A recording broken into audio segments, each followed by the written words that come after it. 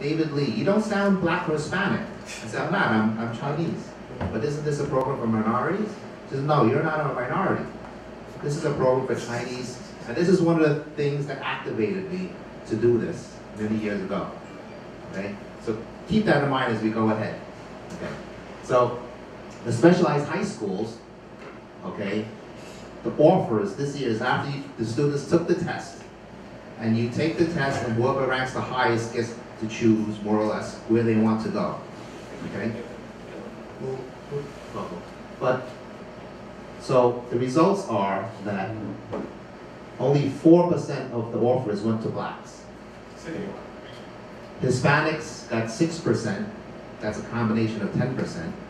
And keep in mind, they got 10% of the offers, but they're 67% of the population. This was the problem in the eyes of the mayor and other organizations. Whites got 20% of the offers, and Asians, though they're 15% of their population, got 54% of the offers. Now, to show you how to exasperate the situation, Stuyvesant is the top high school. Stuyvesant offers were 682 went to Asians. Blacks got 9 offers. There were only 9 black students got offers to the school. Hispanics 14, whites 178. This, in the eyes of many people, was a problem. To me, again, this is this year or last year? This is current year 2016, just passed. It's been the same for these 10 years ago.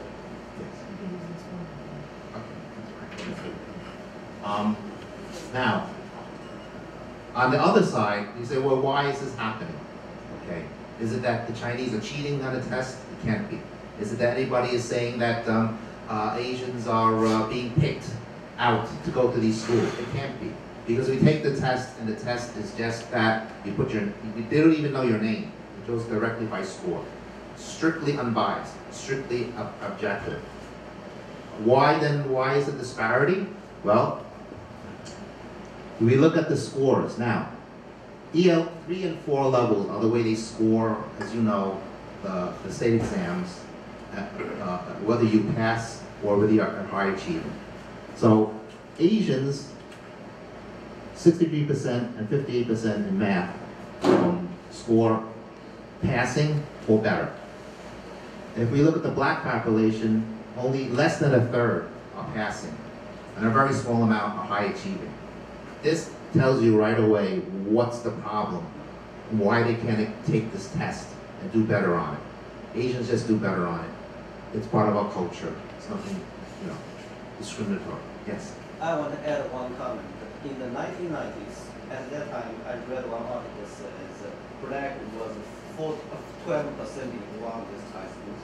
But over the last 2 decades, the education quality dropped. Yes. When I went, I am an alumni of Brooklyn Tech, and my friend Stanley here is also an alumni.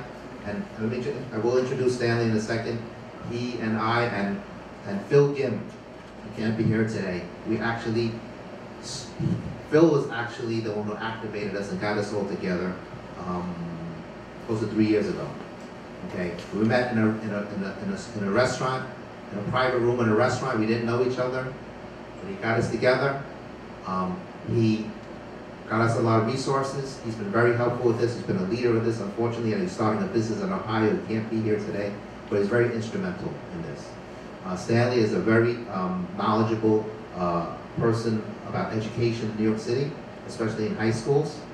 I more or less, they made me the front man, and so this is a good team. You need a good team when you're trying to advocate. You need knowledge, you need connections, and you need communication. And this is one of the things that we put together, besides the coalition. So are these schools for the elite? Are the Chinese elite? They're not. Because these schools, 43% in Stuyvesant, so 43% of the students get free lunch. That means they're low income. Federal Title I defined by the federal government. It's not, arbitrary. Bronx Science is 44%, and Brooklyn Tech, our own school, has 61% of them are Title I. Now again, I just want to get back to what you said about when we went to Brooklyn Tech. okay? When I went to Brooklyn Tech, 40% of the school was black, 40%. Asians were about 10%. And this is through counting the pictures in my yearbook, okay? So it's not a matter of, and so what we advocate for is that we're not looking at the race of the students. We are more concerned about the quality of the schools. That's the most important thing, and it has to be done in an unbiased way. Now this all started because in 2012, there was a complaint similar to the complaints that were being made to Harvard, a complaint made to the Department of Education, Department of Justice, saying that for some reason there's a big disparity of blacks going to these schools. And it was made by the NAACP and Hispanic caucuses. And LCAP. And yes, and there's another interesting thing. It was made by the Asian American Legal Education Defense Fund. So an Asian group was supporting and working against our argument. Okay, this is something you're going to get throughout these issues, and I think you mentioned this with the Jimmy Kimmel. You know, that why did Connie Chung come out and all these other people? You're going to face this because the landscape of this country now is that they're very progressive individuals. That's the way the country is, and you know, so we understood this, and we did not want to come out and say, well, you know, you're discriminating against Chinese and all this, because that would make us look like we're fighting against the other side. We took another strategy. We said, well, you know, we have to make a coalition. This is against quality of education. So we reached out, not only Asian and Chinese, we reached out to blacks, Hispanics, and the other alumni, other groups, white groups, Jewish groups, because this was a problem that went through different groups. And so in that manner, we were able to make a coalition and make it effective and not offend and not make enemies from the other side, although, you know, we do have enemies, okay? Next slide, please. Okay. So this became an issue in the Chinese paper, the Chinese media, and it kept on going for some reason, and it still is. So almost every campaign now where there's a Chinese candidate, this becomes a litmus test. You know, this becomes a test. We ask the candidate, how do you feel at a specialized high school? Okay? And that puts them, you know, on either side and tells them one way or another which way they're going. So we activate, we did a lot of things. You know, we went, this is Phil, this is Peter Koo, our city councilman. You see we have, you know, a black alumni, we have a councilman, so we got a lot of different people together on this. We had forums, we testified at City Hall, we had debates, all right, we had petitions, we flooded the petition, we flooded the emails of the politicians.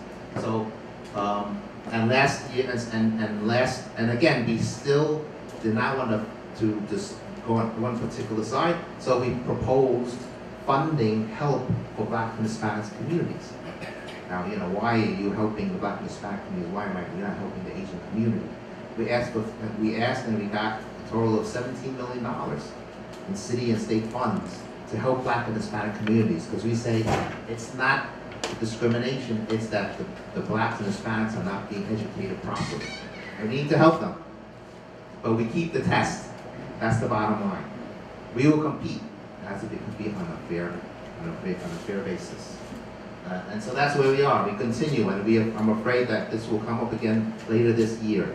So we're going to have to do this once more. And at the end is probably when we get rid of the mayor of our city. So with that, I want to give a couple of minutes to Stanley, because he's also been very instrumental. And unfortunately, Phil isn't here, so. Okay, my background is a little different. All this for me started in 2006. 2006. You able to hear me now? Yeah. Okay. So how my journey began, I was a parent. My daughter was in school, junior high. We had this exam coming up, and what we found out was they had these free test prep program. And the free test prep program, you just apply for it. If you get in, you get almost a year and a half of test prep to get ready for these schools. I asked for an application, and the bottom line was they wouldn't give me one. And my thing was, okay, why not? And they said, this program is only open for blacks and Latinos. And my thing was, okay, why is that fair? Is that legal? And apparently at that time, 2006, it was kind of legal. It was illegal. So essentially, the ruling came out in 2007 by the Supreme Court where you cannot use race. And essentially, at that point, this is when I turned around and took New York City and the DOE to court. Because my thing, it wasn't a matter of just, Asian, it was my own kid being affected, but the thing is that even though I can afford to pay for the test for my own child, there were other kids in the district where I lived, but they couldn't afford to pay for it. So I took to the court. It took 3 years. And essentially, the DOE or the New York City had to change the policy where race was not allowed to be used anymore. And essentially, the outcome for me personally was that I got $1 for my effort for 3 years. Okay? It wasn't a matter of just doing this for money, but just doing it for a purpose, to make sure that future education didn't suffer for this. So as a result, as you saw the numbers, at that time, a few years earlier, Brooklyn Tech was about 29% Title I. And today, it's up to about 61% Title I. Because the core kids are taking free test prep classes. Okay? So when they talk about diversity, okay, they want to talk about race. My thing was, I want to talk about social economic income. Okay? These are the ones that we have to help out. Okay? So this is my history on this. How do you guys? Quickly about yourself. About myself? You quickly introduce who you are. Well, Professor? no, not professor. No, you got the email. Okay, I got the email. Okay, Yeah, so go ahead. no, I think the best way of putting it, let's put it on tape. I'm a cat. Okay. Oh, okay. Let's leave that. Gotcha. Excellent. Okay. Good. Question? Yes. Yeah, I'm doing my work as requested by Cliff. Yeah. And he paid me to do this. Okay. I don't know whether it's proper to get it back on that statistics. Go back. Yes. Yeah. Okay. I just want to say something. David, if you can correct me if I'm Yes. wrong. Yes. This is this year's admission rates. Just look at that table, okay? I think like 2 or 3 or 4 years ago, actually the Hispanic and the Black are even fewer than that. Yes, that's Yes. correct. As few as 5 Black or 7 Correct. Hispanic. That's Something. correct. That's correct. So if you exaggerate that, you will say, no, please take me to say this as a liberal, as a Democrat, as a progressive. Right. I'm not necessarily like that, but You know, hey, I'm waiting for my check. I thought it's just a kiss. So you can say it is almost wiped out, the Black and the Hispanic. And look at the percentage of New York City. 67% of student body are Hispanic and Asian. So in a democracy, right, in a multi-ethnic quadrant of democracy in New York, all everybody fighting for each resources, this is one of the things they're going to fight. Right? yes. The question is, if you think about this country's college admission, I always say this, there's not an absolute black, this is hardly a black and white issue. Right. You have to live with some compromise. You cannot say, this is my principle and nothing else. Now, look at that. Texas and Florida, they use the top 10 or top 6 or 7%. No, Florida is totally banned. How much? No, and totally banned affirmative action. No, I'm saying the Texas top 10. she's in fact the top 6 or 7, whatever. Right. That's the top 10 of what is Texas everybody top 10. Right. call that. In top 10, actually it is a compromise. Right. In fact, if you're saying, if you really stick to the point, top 10, it is a discrimination, indirect discrimination against Asians, right? Why you have those black kids or Latino kids in their school, which is relatively lower than Right. than this, getting into the same spot. So my question to you is, why it is absolutely wrong?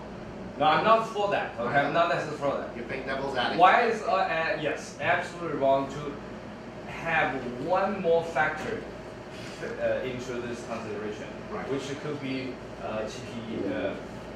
GPA. Yes. Right? This is really very much like in Chinese, we call it gaokao. You sit there for a few Yes. hours Yes. and don't consider any race, nothing else. Right. Beautiful. Yes. Totally 100% meritocracy. Right? So when you consider it as a compromise, I'm not Yes, advocating yes, that. I understand.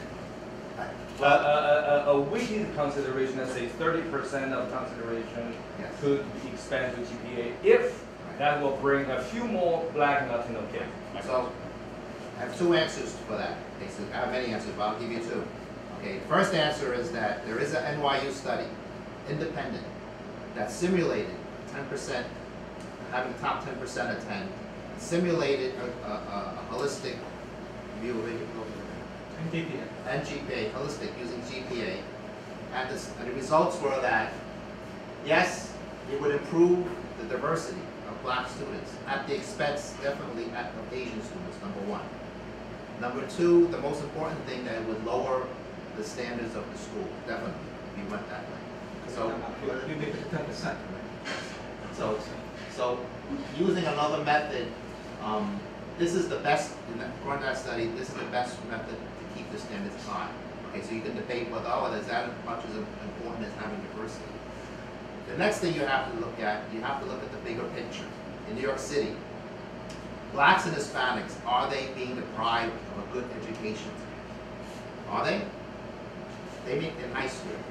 What you don't know, and I'll tell you, is that, let's say in the Bronx, Blacks and Hispanics really like to go to private parochial schools. They go to private parochial schools where where the graduation rate is 98%. They go so they are not being, they have places to go. If they want to achieve, they have places to go. And they get into good colleges. As you know, they get into Ivy League schools. So are they being deprived in the bigger picture? I say no. Are Asians being deprived? What you don't know is that Asians do not have that many alternatives to going to a good high school in New York City. These are rich. These are the 3 high schools. Okay? There are probably over 1,000 high schools. Well, there's 400 public high schools. There's probably 200-300 more private high schools. Okay? So, in the bigger picture, when you talk about, are we depriving Blacks and Hispanics of a good education and an opportunity to go to a good high school, to go to good colleges? My answer is no. They have the resources. So, that is why when we are advocating for this issue. Yes, in part for Asians, because we have very little places to go. We don't speak the English language that well. When an immigrant comes here, you can't tell them about, how am I going to afford private high school? How am I going to, apply for this, apply for that? This is very simple. You take a test and that's it. And that's why. Why couldn't Asian kids go to parochial school? First of all, the immigrants that come over are usually poorer. Okay, so they can't afford it. They don't have the knowledge they don't have the knowledge to apply to these things. There are scholarships, and some do, but not the overall percentage. And so this as a pathway, and this is not, these are 3 schools, well actually 5 schools, but these are 3 major schools in New York City, in the country, that use examination only. What's wrong with that? Only 3 schools in the whole country, out of tens of thousands of high schools, the only 3 that use examination. Why not? That's my answer. Okay. Any question? Why did state set up those special schools? What's their main purpose? Why were they set up? Yeah. Because in the 1920s, there were a lot of immigrants coming to this country, European immigrants, and they were flooding the schools in New York City.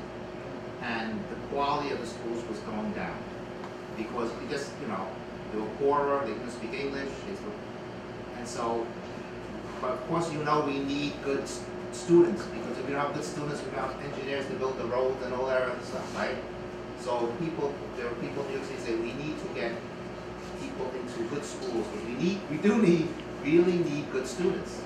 So they establish these schools to say that, okay, you know, we want to know that you speak English well, you have a grasp, but you have a grasp of it, you know, you have a certain level of learning math, so they can put you into these schools and concentrate and go and advance faster, not faster, but advance, instead of holding you back. And it's the same thing today. You know, if you don't go to these schools, you can be put into the lower learning schools, and you won't advance, and you won't have the, you know, you won't. Let me just add, because I put 3 kids into these schools right now. One key purpose to school like Styles and Brooklyn Tech and Comp Science. These are math and science. So each kid must take an extra year of math and science over every other kid in the whole city. So they have a purpose. There is a purpose. Okay, so the kids go to other schools. The kids go to other schools. So basically, the other school is really bad. How big is it? Okay, and let me explain about quickly. Okay, for New York City, one of the issues that so the numbers in the junior high level, the sad news is that 65% of the kids fail the exams, the basic exams in junior high level. It's really, the question, to answer your question, is very small handful of good schools. And in fact, the schools that are good, let's say in Queens, where I come from, they're not specialized high school. A good high school operates at double the capacity. High school is supposed to hold 2,000, has 4,000 students. Okay, how about this? Yes, I know you have one more question. However, we need to move on because how about this? Because the next topic is still education. So hold the question. Yeah, go ahead. Okay. I'm actually a Harvard City board member of Harvard University. Okay. So this is the background of the question. There has been a lot of reform across the country. Some people are concerned about dumbing down the standard. Common Core, we can talk about Common Core forever. Our test, but I don't want to talk too much about it. So we have seen some changing in the curriculum and all the text. Yes. Lining up with, for example, something called the Next Generation Science Standard, GSS, so on and so forth. My question is, given all these movements and direction changes, do you see current text being offered to somehow change? Yes, because there is a new contract. As a matter of fact, it's going to be voted on this week. And essentially, before they Went beyond Common Core. it went beyond Common Core. It even went, like, you take the exam in 8th grade, some of the questions went beyond 8th grade, 9th grade, 10th grade. Even higher levels. Yes, and the thing is that They're backing down. you got almost 28,000 kids taking the exam, only 5,000 seats. And you got to figure out who goes in. So you put Text in, will change the content over time? the contract, the new contract says, Not over time, immediately. no, immediately, the new contract says you cannot go above 7th grade Common Core. Now the problem we have is that there's going to be a lot of typewriters in place. But the point is they are going to dumb down the examination That's our opinion. here, and to see that, you'll have that approach to the board. Thank you. Okay, thank you. Round of applause for this very insightful presentation. You know, we really learned a lot from it. It's not just in New York. I think we see different thing happening in Virginia. There was affirmative action for gifted program, which is really get people scratch their head. It's not in Virginia, in Maryland. In Maryland, okay. All right, we keep one thing in mind, please. Today we have a lot of program, a lot of movements we're going to talk about. We're going to look back, and we are not here to study the specific issue, not try to get the detail of it. Today, the whole idea is to see the commonality between this movement, then to draw out some thoughts. You know, the brainstorm what we do next. So let's keep our question and the thinking in the higher level. try to find a commonality. Okay, without further ado, you all know Zhao Yukong. Okay, this is another great movement for in the education fields. Round of applause, please.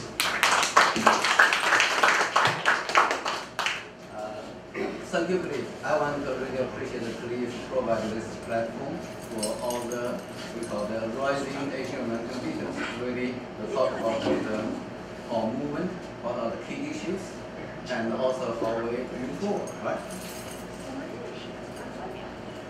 And I think I want to maybe spend 5 minutes quickly educate what's the laws, what's discriminations, because Taipei is not here anymore. But when I was in Huaren Dahui, okay, so I was fighting with at least 7 panelists from other side. Today I only have to fight with Taipei.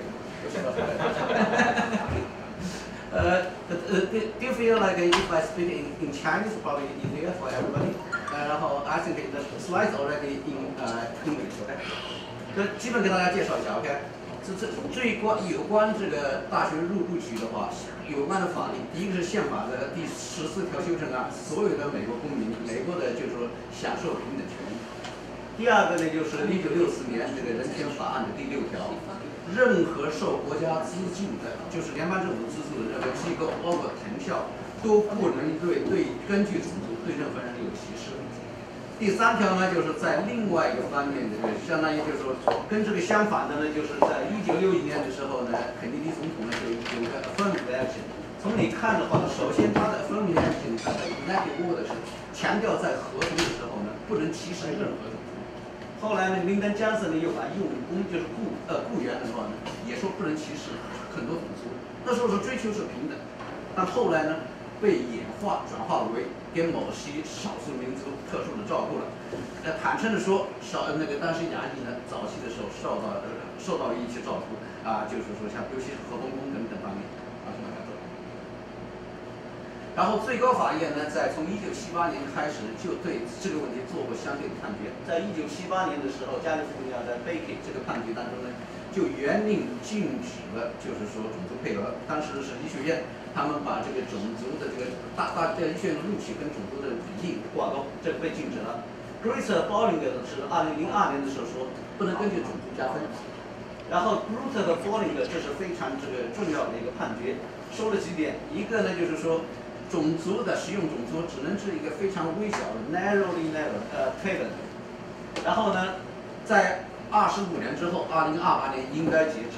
还有一个呢，分成 unduly burden。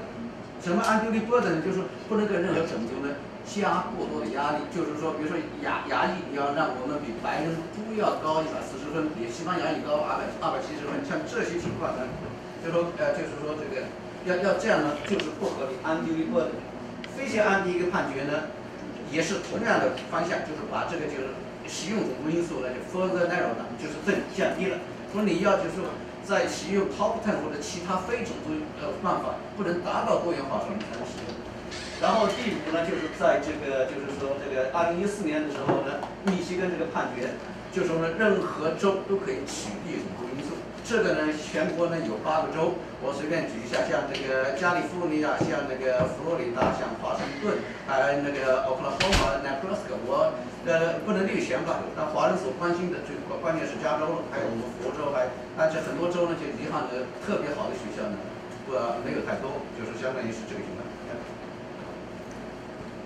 那么根据这些呢，我们就是说，我们为什么认为那个藤校有歧视？就是藤校没有严格的执行最高法院这些判决，就比如说种族配额，就是用特殊的这个呢，就是其实呢，就是我们亚裔很多学者呢没有做这方面的研究，而是犹太人和其他白人很多这个做了研究。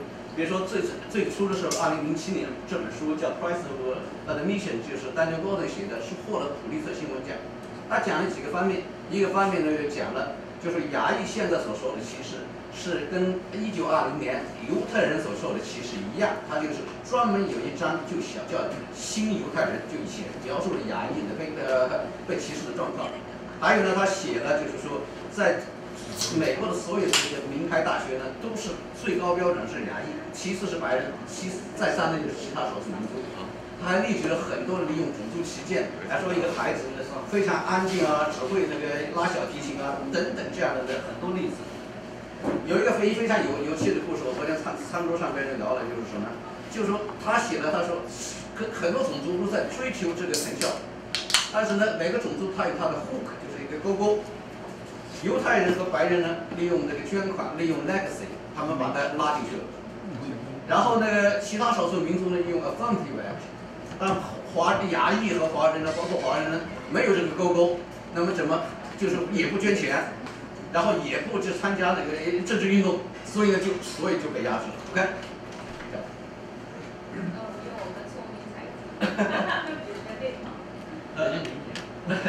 然后呢，就是说2年之后呢，那个普林斯顿大学教授呢，那个艾斯林谢的和他的那个助手呢，做了个量化的研究。再就是说，课外活动调整了比较这个公平的时候，就是调整之后呢，亚裔要比这个白人要 SAT 高140分，然后比西裔270分，然后比那个非裔高450分，这是在1600分的情况下。你们看了那些感觉到非常震惊，是吧？但是呢，这个还有更震惊的，就是在2012年的时候，这个American Conservative 的 Ron Unz 他做了个分析，这张图非常这右边的图非常重要。你看这个就是说点点的，就是说 dotted line 呢是咱们亚裔在20年前的话，我们人口比例是3%，现在6%，我们的孩子也是类似的2.5%到5.3%，这20年增1倍。像加州理工学院没有种族因素的话，它的这个曲线上面有红线。但是呢，哈佛呢从1991年达到20%，然后就降到17左右。过去这20年到2001年之间都是一条横线。你任何学过基本统计分析的话，都会感觉到这个东西是那么蹊跷。而且你把8个学校都是这样的话，这是在统计上这是纯粹是奇迹。这个呢就显示出有一定的这个亚裔不是就是隐性的种族配额。然后其实呢就是说。我们的不单人口在增长，而且我们学生的质量，比如说在这些英泰啊、这些竞赛啊、西门子啊这些，我们都是超过40%-50%。而且呢，就是说哈佛说，这些人是不是就是只是搞理工的？然后呢，就是说你要去全面评估怎么样？美国总统奖的获得者，我们查了，过去就是说这5年中31%以上的人亚裔还是获得奖，但是哈佛他们只收17%， OK， 所以这些呢是很 compelling 的这种证据。看看孩子吧，像那个 Michael 王非常优秀的，初中就把高中的数学竞赛拿了，在州里还是全国都是很知名的。然后他的辩论比赛拿了很多奖，他的奥巴马的就职演说的话，他是在那个合唱团 ，OK， 这样的孩子被举。然后呢，像那个在那个南佛州。前4名一个学校700孩子，前4名是亚裔，3名印度人，其中一个华人是在那个机器人比赛，在经济学都是全国拿奖的，然后也是游泳队的这个就是队长。前4名没人进藤校，后5名其他族裔的进来，还有一名进了斯坦福。还有呢，就是说另外一个呢，除了孩子我们有很多例子的，还有除了孩子呢，前宾夕法尼亚大学的教授的阿波罗大学的这个招生办的副主任。他自己就在《洛杉矶时报》发文，就说呢，在我们申诉哈佛之后，说他们对亚裔孩子都是选最好的，最好的成绩最好的，如果不是最好的那边，有了最好的还要找有没有特色。我看谁有那么多特色，我们都是就是说好好的处理我们的家庭问题，我们不给孩子有多少苦难，对不对？是不是？这种就是非常挑剔，但是其他族裔只要有个成绩好的，马上追风顺追。然后还有呢，就是说这个我们今年申诉了藤校之后呢，达特姆斯学院的前那个录取官员，他也写在就是《哈佛 Post》透露了对藤校使用的种族旗舰。这些我想指出的，不单是保守的报纸，而且是偏 liberal 的报纸，都是同情我们的，都是有发表这些。OK， 这些就是从数据、从个人的经历、从这个录取官员都是指出了。有一个呢，就是说，经常他们说那些成见呢，我就简单说一句，都是我们亚裔人只会死读书，然后都书呆子。但是呢，我们就总结了，就是我们的霍洛维讲的创新的，还有就是说2014年那个叫什么 MIT 说了32个比32岁年轻的创新家11位是咱们的亚裔 ，OK， 那是占30%-40%的，我们就6%的人口。06年到12年，也去研究这个移民涉及到的高科技创业，我们亚裔是参与了42%。我在这里说，每一个开中餐馆的，每一个开汽车旅店的印度人，开中餐馆的中国人，都有这个领导能力，都有冒险精神。OK， 说我们是没有这些的话，那是纯粹是谎言。那李真真，往下走。谈到就是说海培今天谈了，其实很关注，也是他们当时 panelist 我说那时候我是这个叫什么来着？一个队7、8个，2个队7、8个的，当时是 panelist。今天只有你一个，我就不谈。就我就说呢，他们很多关心就是说，我们是不是只是关心我们的族裔，不关心其他族裔啊？我们关心其他族裔，但我们认为多元化应该是通过什么？中小学教育提高来改善，而且要倾注宣传重学的价值观。其次呢，就是对于就是说穷地区的孩子，我们同样支持照顾。这个应该是像Ben Carson这样，在 Detroit， 这是上大学的时候，应该就是我们在以前我们的多少那个，就是说这个贫困呢不容易，所以呢就是我们呢就是支持。就是说，不分种族的对贫困孩子照顾，我们认为这个照顾更有效，因为这 affirmative action 已经50年了 ，OK， 都没解决他们的问题，应该换思路。我们呢，就是说我呢，就是跟那个欧阳，当时我在14年就想到了，就是说看到那个非裔，就是说我们他们任何一个孩子被歧视之后呢，他们 NAACP 都站出来。后来14年呢，我就出来呼吁。就是呼吁那个，就是说，是不是社团要这个，就是加入。我会看到了 SAFI、GM Chemistry， 我们有草根组织，所以呢，我们才当时和春燕和那个欧阳呢，我们就是联合了组成的组委会，看看大家对我们的支持。香港的前世基金会写“利在天下者必谋之，利在万世者更谋之”。我们为子孙后代造福的事情，所以得到了前所未有的支持。我们3个月之内得到了。那个联系了64个组织，申请了哈佛，包括华裔，包括印度裔，那个巴基斯坦和韩裔。1年之后，我们扩大到132个组织，1年加了1倍来多。往下走。这是我们的就是新闻发布会。新闻发布会的时候，我们是这样说的：在沉默了就是近20-30年以后，我们的亚裔真正发生了。然后我们还会见了很多这个议员，包括那 Grace Moon 是那个海培班组和那个中丹班组介绍的，那个 Donald Rebecca 是那个议员亲自给我们讲话，还有那个就是说高教委员会的主席Virginia Fox， 往下。这点我非常骄傲的可以跟大家分享的，我们这个活动呢得到了全球性的大量的就是说这个新闻媒体的就是报道，60多个主要媒体。也无论上从左到右都做了报道，然后呢，就是说这个除了全球吧，这个除了这个非洲还有南美没见到，全球是铺天盖地的这个 cover， 就是我们亚裔的人权民权问题，这是我到了美国之后所知道的报道的最广泛的一次。然后在6月5号呢，《华尔街日报》呢。就是说，还专门到了奥兰多采访了我。这右边就是这个，反正这个好像这个人画的比我说更好看一些。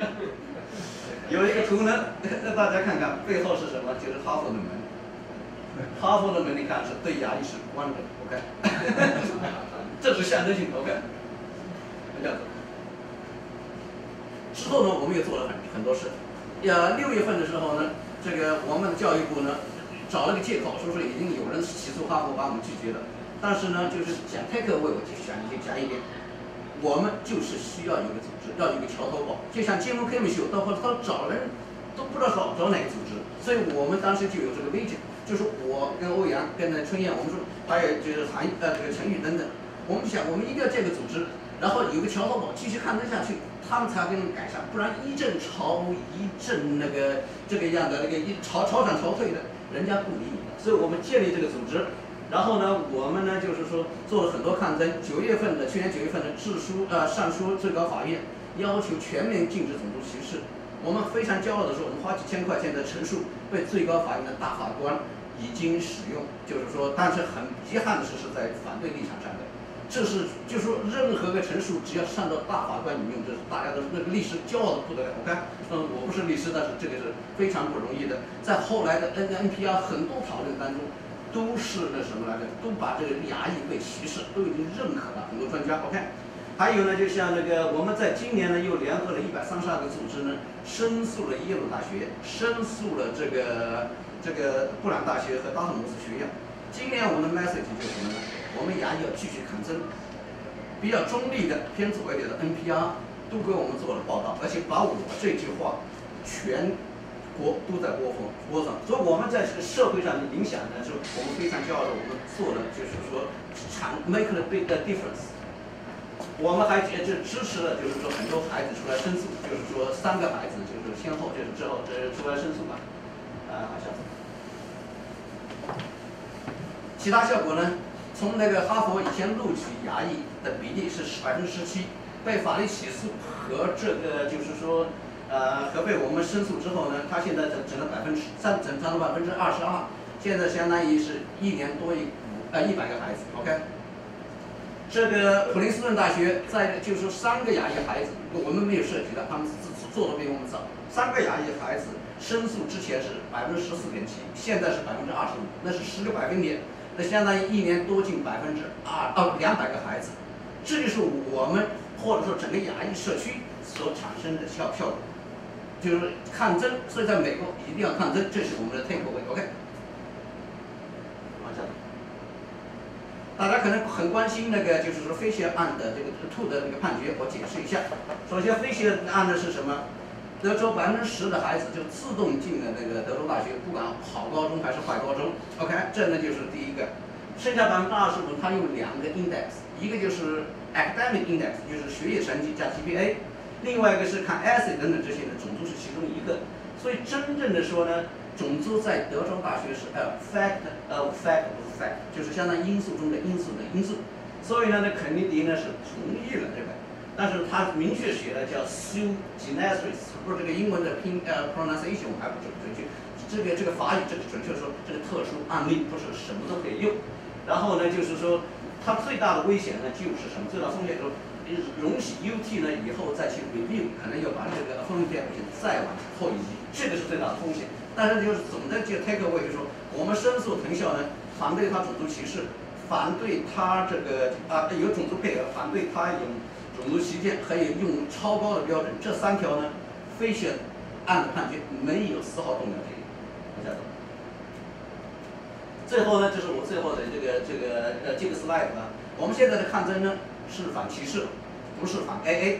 我们不赞同 AA， 但是我们不反对 AA， 现在也没办法，因为最高法院那个大法官那个 Scalia 去世了之后，这个时候首先就跟大家说了，有很多人在传闻说我们是这个要剥夺其他黑孩子的权益啊等等，没有。我们其实认为社会经济这个教育呢，针对贫困社区，他们受益应该更多更有效，因为 AA 50年的话没有多少效果。OK， 但是呢，我们的主要的做申诉这些呢是反对歧视。不是反对 AA， 所以这个呢想给大家就是说阐述一下，但是我们不支持 AA， 从这个组织来说，因为任何把种族划为不同等级的，这都是违反马丁路德金博士当初的精神。这就是我讲的，谢谢大家，占用了大家比较多的时间。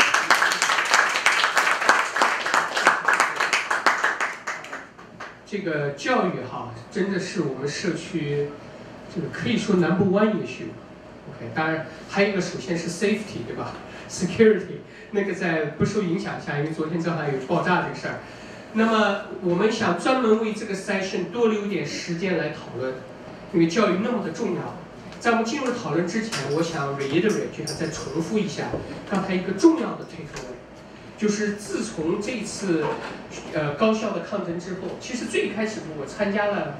这个去年5月份，我记得5月15号，对，我参加了这个课程，但是那个时候吧，我就觉得我还没有受到太多的感召，所以我还是半带着怀疑的态度去的。但是我自己的态度，我可以跟你讲，有了个比较大的转变。实际上很重要一点就是发现了一点什么呢？不知道是 coincidence 啊，就自从这个 move 开始以后，第2年的那个 Harvard 和是 Harvard 对吧？刚才那个宇空强调了，就在这上面秀了。它的那个 rate 真的在上升，就是我们亚裔的 rate 上升，所以给我一种感觉啊，如果换句话来，在美国国这个地方，如果你没有道理，闹3分，大家可能长久觉得你无理。比如说像我自己个人啊，我觉得 BLM 我是觉得很过分的，对吧？但是呢，如果你有道理，你受到不公的待遇的时候，那么你要把它合适的表达出来的话，虽然最后制度上并还没有达到最后的结果，对吧？但是呢，效果是有的，因为他人心嘛，他就觉得，哎，这个事儿好像是有点不公啊。所以我就觉得第一个 take away 就是说，如果我们觉得这个是个不公的话，我们真的应该把这个东西表达出来，对吧？所以我觉得这是一个第一个。刚才我听到这个 take away， 我想再 reiterate 一下。好，现在我这个好像以后真的要举高一点。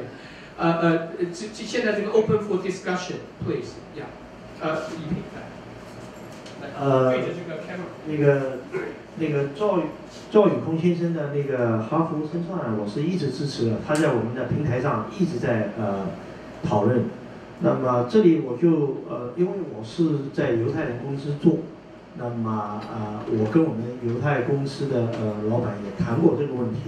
那么刚刚谈到了这个今年的升学率是有上升，但是他就提出一个很重要的问题，他说今年它可能会上升，但是再下2年会做一些调整。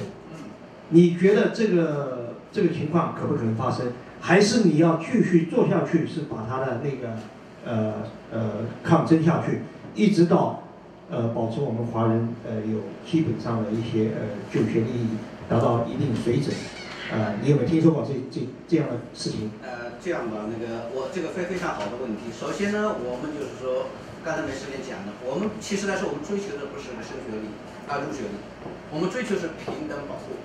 因为种族之间的入学率的话，你很难鉴定哪个是高，哪个是低，哪个是准确。OK， 这个，所以我们不参与种族之间的零和项目游戏，这是第一个。那么就是说，我们就是它如果有高有低，那就是正常了，不是一条平线直线才是不正常。OK， 它有高有低，真正就是把这个我们牙医当做个 individual 学生来看待，不是把它固定住，那是正常的，但是它一定要符合法律，要公平的。我忘了刚才讲的时候呢，因为不要我讲内容呢，我想呢，首先要感谢在座的欧阳，还有李春燕，还有陈玉，很多跟我们一起，就是说跟我们一起就团结奋战的战友，这不是我一个人做的 ，OK， 是很多战友一起做的，还有一个很多支持我们的，就是说各个社团签署的，还有在给我们做义工的，这很多的。还有一个 take away 呢，我要跟大家讲一下，就是说我们的经验。我们为什么起了那么好的效果？一个呢，我们首先定位非常我们的战略处理得非常好。我们当时在去这个最高法院不去新闻发布会的时候呢，我们就非常平衡。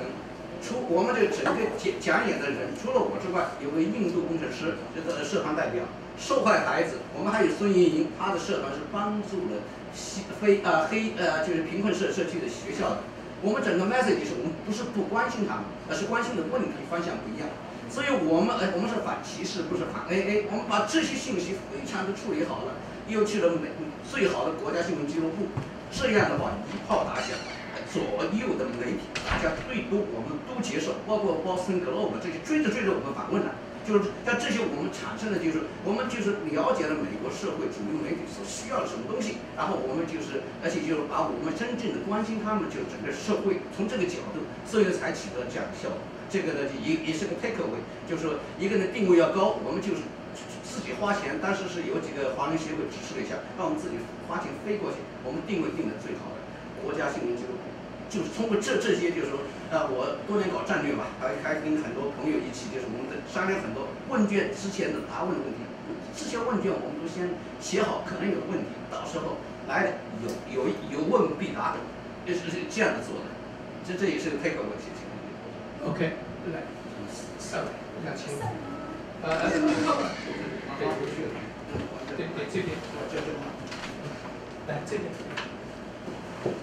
另外，他在接这个，我跟大家讲一下，因为那个 camera 呢那边是一直在录，所以如果从那边过去的时候，请低一下，对不对？首先我要感谢，就是Cliff邀请我，还有 Jerry 邀请我过来。本来我也是在北美青年会，就一直感谢大家照顾。但是我想赵先生呢，我一直很关注他呢，但是我不是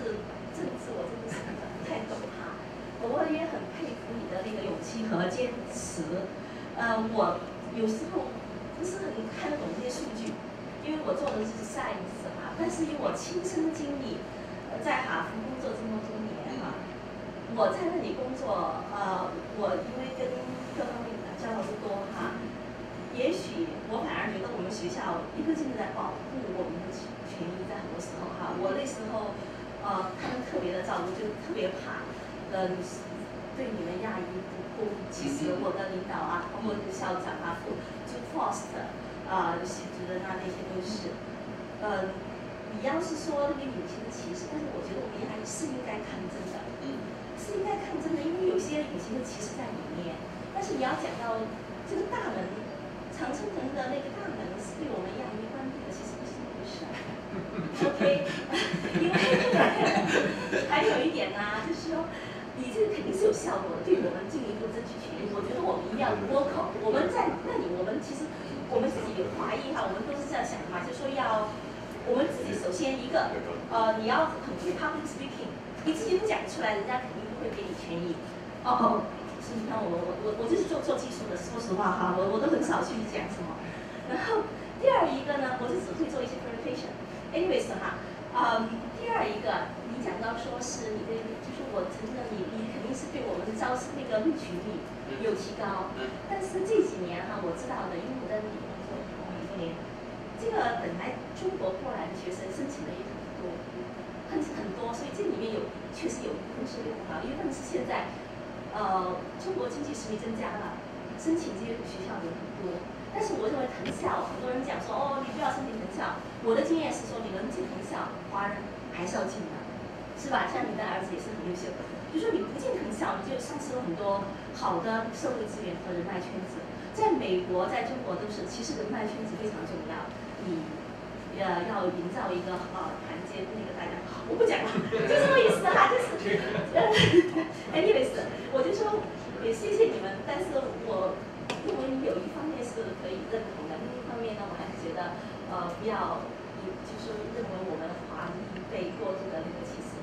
我们其实比他们其他族裔还有一些优势，就是这样子。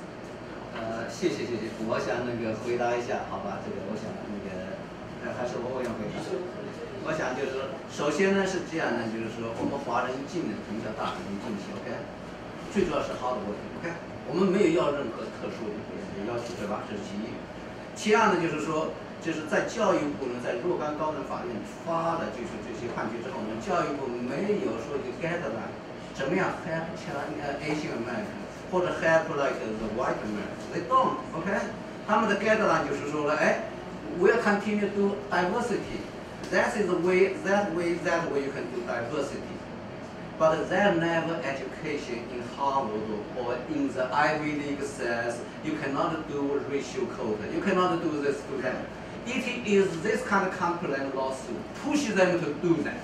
So that's the reason it's just. Also, another thing, the statistics I use are not include people from China, but include people with green card. Okay, so I got to say quite a few answers. Jack.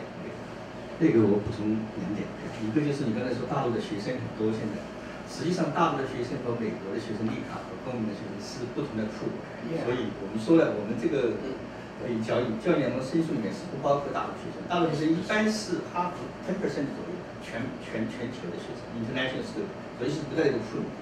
第二点就是说，我听到很多家长说，我们哈佛学校里很多是亚裔啊，我邻居也进了藤校啊，我自己的小孩也进去了，所以没歧视。为什么有歧视？这所以我们就像宇峰讲的，我们就是说主要是反对他们的配额，不能有100%，不能有20%、10%、50%，任何一个比例都是不对的。而且我这么讲，我们个人的家长没有人有权利或者有这个资料说没有歧视，我们要的是哈佛学校的录取的数据，因为它录取不是透明的，是相当于有点像一个 black box， 所以这个东西怎么数据要哪里来的，我们都没有，你也没有，我也没有，所以我们第一就是教育部和司法部，他们有权利去要这个东西，他们有权利去调查，让这个名校就是说或者是所有我们申诉的学校，让他们出示他们的数据。第二就是说要从法院里面去，比如说这个 Student for Fair Admission， 他们在法院里告哈佛以后，就逼着哈佛要把他们的数据拿出来。有了数据以后，我们才能说他们有没有配合。所以我的意思是说，我们作为个人，你是没有这个 data 来做结论的 ，OK， 任何人都没有，只有我们看到数据以后就知道了。任何有执意的人就可以提出申诉，但是呢，就是说，这是这个政府还有这个法律的方向迫使他。we try to 就是问更多的问题，因为这个事情对我们社区太重要了。好，下面这边雪峰。张老师你好，我也是，我想问一个事情，就是这个华裔我当然也非常关心这个教育问题啊，就是那些名校录取啊，现在就是基本上你的意思是有点可怕，它有一种歧视哈。但是我在我们的广播节目中，我采访过，就是我们采访过几个学生，其中有一个是哈佛的，然后还有几个学生不是哈佛的。从我个人的感觉说，我确实感觉哈佛那个学生，他的说话水平要比那几个非哈佛的水平高。然后我问了他的成绩，我说你成绩怎么样？他给我告诉我他的成绩，他成绩只有3.4，就并不是很高。我说那你是靠什么吸引那个哈佛的呢？他说主要是他从小参加很多，他组织很多活动。他一个高中生组织一个什么组织，一个是照顾老人的组织这样。所以这就是会不会我们是有点单方面的想象，是好像我的孩子应该进你，你为什么不要我？但是像这个学生，我感受到水平确实要比那几个要高。就是我们在采访他的对交谈的时候，他的话题说话明显要比那几个非哈佛的高。我想直接跟你这么看这个事情。行，谢谢，这是很好的问题。就是说，我们申诉哈佛呢，首先几个方面 ，OK， 我们是说，我们希望把我们的孩子跟其他族裔的孩子平等的看待，同样的法律条件下 ，OK。不是，你可能就是从我们的孩子当中几个当中申诉哈佛这是很优秀的，那几个不是入选哈佛很优秀，那几个差一点。那么现在问题是这样，我们现在的藤校呢，都是只是选择那什么，就是说我们英泰的 competition 的这些这个是尖子，奥林匹克的尖子，就是我们现在就是整个族裔是只有尖子中的尖子才进得了藤校，这是不对的，应该是各个族裔的相对同样的对比。像我孩子，他的中学就普通高中，比较很普通的高中，他上那个 Science Olympia， 他一个人一枝独秀，其他孩子不可能考分上不去。他总分上不去，他就进不了那什么，没办法。但是我自己科大毕业，我太太人民大学毕业，我们当时上中国的名校很容易，但是为什么我的孩子为什么上不去？就是他们就要求非常苛刻的对压抑，这是我们要 fight 的。还有就刚刚那个配合知识要 fight， 你从这个相对比例来说，你当然是他可能是选择了不错的，但是我觉得我们 fight 的是公平。OK， 谢谢。这个我能不能应对一下？好，这个当然你先说。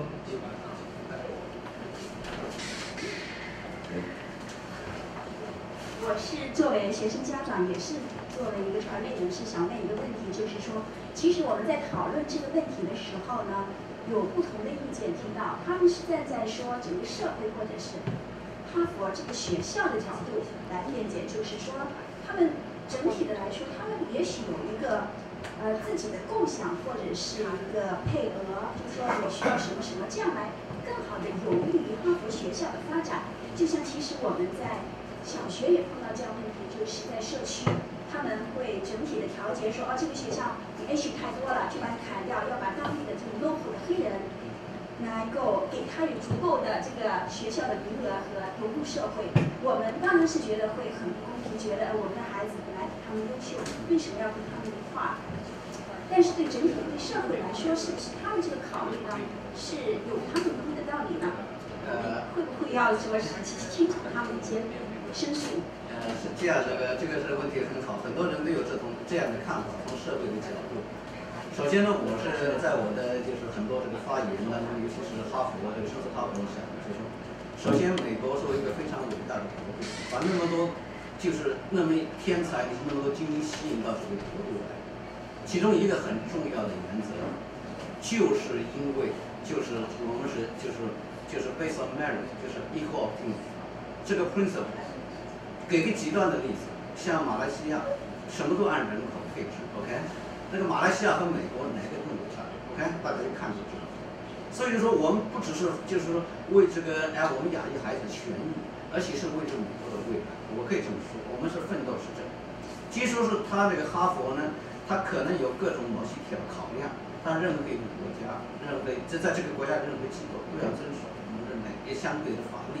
这样的就是我们就赞同他，也是可以说是就是全面评估的考虑，但是要尽量的公正，尽量的透明，对吧？这个东西才对。如果你是什么东西就是让他自己就是说非常之主观的，就是说来定这些东西呢，我们就是说这个社会没有标准，这个社会没有一个 principle。我觉得这样，因为我们现在在 brainstorming， 不仅仅你跟那个 speaker 之间有交互，我们之间也可以交互，每个人也可以觉得把你的 answer 跟大家交流。我想就刚才这个问题啊，我跟海培我们经常这个有的时候吃饭会交锋非常多，在这个问题思考的因素比较多。OK， 刚才海培说I pay him to come here， 对吧？这个看来这顿饭我是饶不了了，是吧？OK， 关于这个事情呢，我也提一下，就特别刚才关于显公里这个，还有刚才当的问题，这个我们过去都交锋过。我想提一下，就是我的观点，欢迎大家交互，这个挺重要。第一个呢，就是说你刚才讲，给我一种感觉呢，你的意思就是说不能只看分数，对吧？其实这个问题呢，很多人都同意。现在我们要追求的不是说只按分数，除非有一些技术学校，那分数很重要，对不对？你数学你知道不知道？但是在大多数情况下，我们有个误区，我不知道我跟宇空我们是不是完全一样，也不一定完全一样。但起码我的感觉上说啊，现在我们讲究的是要标准一样，而不是说是不是看分数。你刚才举了某一个人例子，我再给你 quickly 举另外一个人例子。我过去有个 intern 是我朋友的孩子，他呢不光他分数也挺高，但是他的 articulation， 他的这个 team leader 的这个 ability 非常强。为什么呢？他后来哈佛没有去了 UVA， 他父亲就在群里面。过去民主党，现在坚定的共和党，听过这个事儿以后，那这个是半带开玩笑啊。就是什么呢？就是他在给我做intern的时候，他的那个交流，而且他进了 UVA 很好的公立学校，他立刻就带着一个 team 做他的 project， 就表现出了从他的经历我就能看出来，哈佛是我认为他是 totally wrong， 他不管是做各个方面的能力都非常强。